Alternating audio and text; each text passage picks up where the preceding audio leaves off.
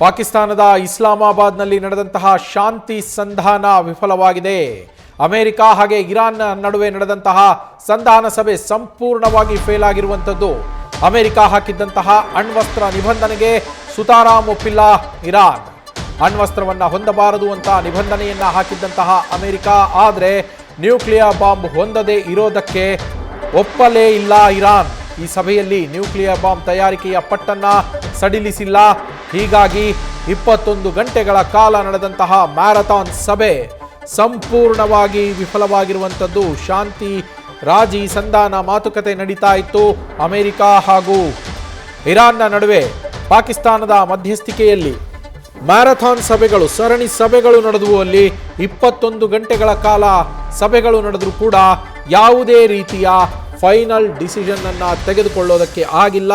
ಶಾಂತಿ ಮಾತುಕತೆ ಅಲ್ಲಿ ಅಂತಿಮಗೊಂಡಿಲ್ಲ. ಖಾಲಿ ಕೈನಲ್ಲಿ ಸದ್ಯ JD ವ್ಯಾನ್ಸ್ ವಾಪಸ್ ಹೋಗಿರುವಂಥದ್ದು.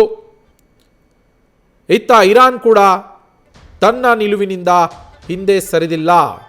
ಪ್ರಮುಖವಾಗಿ ಅಣ್ವಸ್ತ್ರದ ವಿಚಾರಕ್ಕೆ ಬಂದಂತಹ ಸಂದರ್ಭದಲ್ಲಿ ಅಣ್ವಸ್ತ್ರವನ್ನ ಇರಾನ್ ಹೊಂದಬಾರದು, ಹಾಗೆಯೇ ಅಣ್ವಸ್ತ್ರವನ್ನ ಅಭಿವೃದ್ಧಿಪಡಿಸುವಂತಹ ಯಾವುದೇ ಯಂತ್ರೋಪಕರಣಗಳನ್ನಾಗಲಿ ವಸ್ತುಗಳನ್ನಾಗಲಿ ಇರಾನ್ ಇಟ್ಟುಕೊಳ್ಳಬಾರದು ಅನ್ನೋದು ಅಮೆರಿಕಾದ ಅತ್ಯಂತ ಪ್ರಮುಖ ಡಿಮ್ಯಾಂಡ್ ಆಗಿತ್ತು. ಇಲ್ಲಿ ಅದು ಇಟ್ಟಂತಹ ಪ್ರಮುಖ ಕಂಡೀಷನ್ ಆಗಿದ್ದಿದ್ದೇ ಇದು ಈ ಸಭೆಯಲ್ಲಿ.